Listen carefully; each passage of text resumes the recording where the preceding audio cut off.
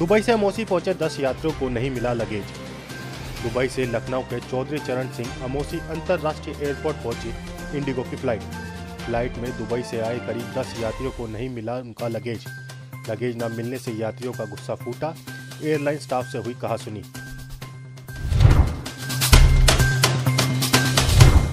उत्तर प्रदेश में 1 से 3 फरवरी के बीच मनाया जाएगा बर्ड फेस्टिवल। वन मंत्री अरुण कुमार सक्सेना ने बर्ड फेस्टिवल मनाने की घोषणा की। अगले मानसून सत्र में 35 करोड़ पौधे रोपने के लिए नर्सरियों की भी तैयारी। मुख्यमंत्री की सर्वोच्च प्राथमिकता में शामिल है यह कार्य। लापरवाही बरतने वाले जिम्मेदार अधिकारियों के खिलाफ होगी कड़ी कार्रवाई। भाजपा राष्ट्रीय कार्यकारिणी की बैठक के दूसरे दिन कई राज्यों के मुख्यमंत्री हुए शामिल। दिल्ली में भाजपा की राष्ट्रीय कार्यकारिणी की बैठक का आज दूसरा दिन। आज इसमें शामिल होने के लिए भाजपा के राष्ट्रीय अध्यक्ष जेपी नड्डा समेत भाजपा शासित कई राज्यों के मुख्यमंत्री भी एनडीएमसी के कन्वेंशनल सेंटर पहुंचे। सेलिब्रिटीज के परिवारों को निशाना बनाना बिल्कुल सही नहीं, स्वाति मालीवाल। दिल्ली महिला आयोग की अध्यक्ष स्वाति मालीवाल ने कहा कि अगर कोई क्रिकेट या सेलिब्रिटी को पसंद नहीं करता है तो उसको ना देखे, परंतु कुछ लोग उनके परिवार को निशाना बनाते हैं जो बिल्कुल भी सही नहीं है। बागपत सहकारी समिति में यूरिया की किल्लत से परेशान किसान। यूरिया की किल्लत से परेशान दर्जनों किसानों ने बागपत सहकारी समिति पर किया जमकर हंगामा। कालाबाजारी करने वाले दुकानदारों के खिलाफ कार्रवाई की मांग करते हुए समस्या का समाधान नहीं होने पर आंदोलन की दी चेतावनी। बागपत के खेड़ा सहकारी समिति का मामला। दिल्ली समेत उत्तर भारत में शीतलहर का प्रकोप जारी। आज भी ठिठुरन भरी ठंड से परेशान रही दिल्ली में आज का न्यूनतम तापमान 5 डिग्री के नीचे रहा। सफदरजंग इलाके में तापमान 4.6 डिग्री सेल्सियस रहा। उत्तर भारत में घने कोहरे के असर से रेलवे यातायात प्रभावित। दिल्ली आने वाली लगभग 15 ट्रेनें देरी से चल रही हैं। ज्यादातर ट्रेन 1 से 3 घंटे की देरी से चल रही हैं। कोटद्वार अंकिता हत्याकांड में हुई हाईकोर्ट की सुनवाई।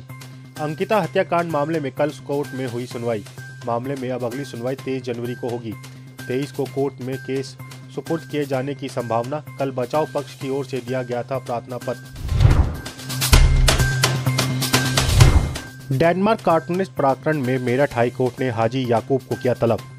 डेनमार्क के कार्टूनिस्ट पर 51 करोड़ रुपए का इनाम रखने के 17 साल पुराने केस में गायब हो गई थी हाजी याकूब की केस डायरी। एसएसपी के आदेश पर फिर से तैयार हुई केस डायरी। गैंगस्टर और मीट माफिया हाजी याकूब अभी जेल में बंद है। इस मामले में मेरठ कोर्ट ने 18 जनवरी को हाजी याकूब को कोर्ट में तलब किया है। आज रात तेलंगाना के लिए रवाना होंगे अखिलेश यादव।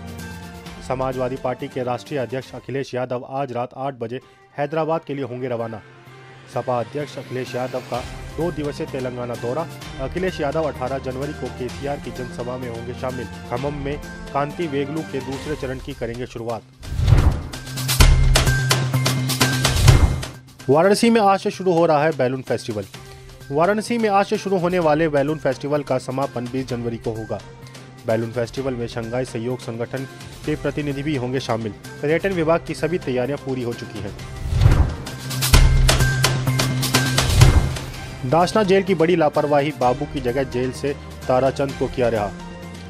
गाजियाबाद दासना जेल की बड़ी लापरवाही हुई उजागर। जेल से गलत व्यक्ति को रिहा कर दिया गया। रिहा करना था बाबू को, रिहा कर दिया ताराचंद को। कोर्ट ने बाबू की रिहाई के दिए थे आदेश। 10 जनवरी को जेल से बाबू की जगह ताराचंद को रिहा कर दिया गया। जेल प्रशासन ने रिहाई के वक्त आधार कार्ड से नहीं की जांच। डिप्टी जेलर ने बाबू और ताराचंद के खिलाफ दर्ज कराई एफआईआर। मसूरी थाने में एफआईआर दर्ज। आरोपी की गिरफ्तारी में जुटी police. Lucknow Charbagh railway station को सैटेलाइट स्टेशन बनाने का काम पहुंचा अंतिम दौर में। लखनऊ चारबाग रेलवे स्टेशन बनेगा सैटेलाइट स्टेशन। प्लेटफॉर्म व नई लाइनें और ट्रेनों की संख्या बढ़ाने में मिलेगी मदद। 15 जनवरी 2023 तक चारबाग को सैटेलाइट रेलवे स्टेशन के तौर पर विकसित करने का था लक्ष्य। सैटेलाइट स्टेशन पर कुल 96 करोड़ रुपए के आसपास किया जा रहा है खर्च। अभिनेत्री व रामपुर की पूर्व सांसद Jaya Prada Moradabad MP MLA court में हुई हाजिर। 4 साल पुराने सपा नेता आजम खान द्वारा उन पर की गई अभद्र टिप्पणी को लेकर इस मामले में जयप्रदा अपना बयान दर्ज कराने पहुंची थी। वह पिछली तारीख को कोर्ट में पेश नहीं हो पाई थी। जिसके बाद कोर्ट ने उन्हें 17 जनवरी को अदालत के सामने अपना बयान दर्ज कराने के लिए सम्मन भेजकर तलब किया था। गंगा विलास नदी क्रूज गंगा नदी डॉल्फिन के आवास को पहुंचा सकता है नुकसान। प्रधानमंत्री नरेंद्र मोदी द्वारा हाल ही में शुरू की गई 3 डेक वाली MV गंगा विलास नदी क्रूज लुप्तप्राय गंगा डॉल्फिन के लिए खतरा बन सकती है। दुनिया का सबसे लंबा वाराणसी डिब्रूगढ़ नदी क्रूज चौराहे का गहरा पानी और धीमी धाराएं लुप्तप्राय डॉल्फिन को एक सुरक्षित और आश्रय प्रदान करने वाली जगहों से गुजरेगा।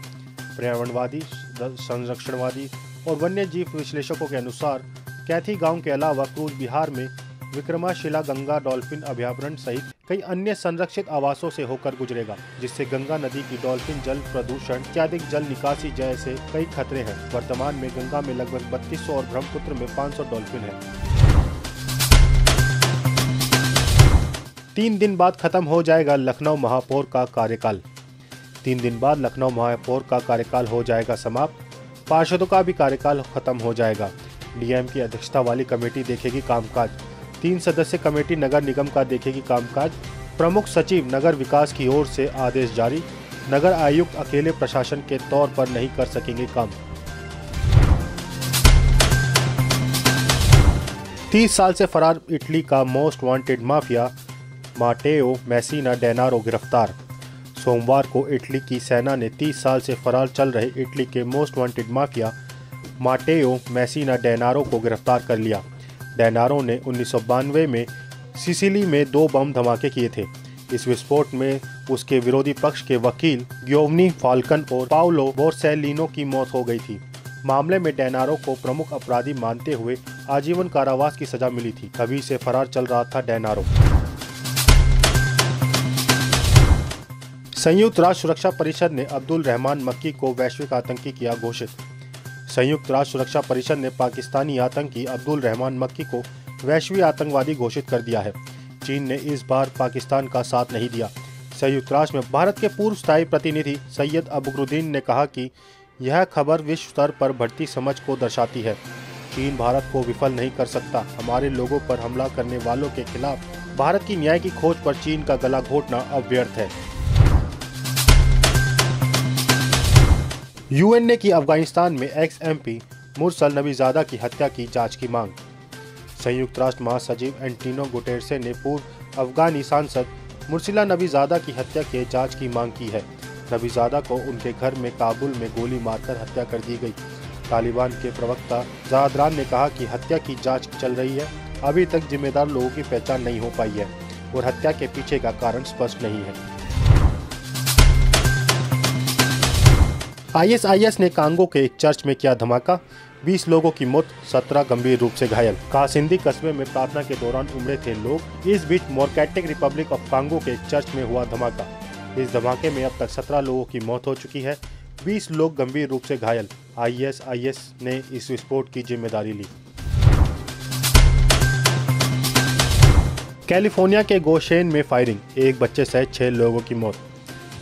कैलिफोर्निया के गोशेन में अंधाधुंध गोलीबारी की घटना आई सामने। एक घर पर हुई गोलीबारी में एक बच्चे सहित 6 लोगों की हुई मौत। सोमवार तड़के मध्य कैलिफोर्निया में हुई इस घटना में पुलिस कम से कम 2 संदिग्धों की तलाश में है। कैलिफोर्निया में इस गोलीबारी में 17 वर्षीय मां और उसके 6 महीने के बच्चे की भी हुई मौत। आप इस खबर के बारे में क्या सोचते हैं, हमें कमेंट सेक्शन में बताएं। साथ ही ब्रह्मास्त्र न्यूज़ को सब्सक्राइब और शेयर भी ज़रूर करें।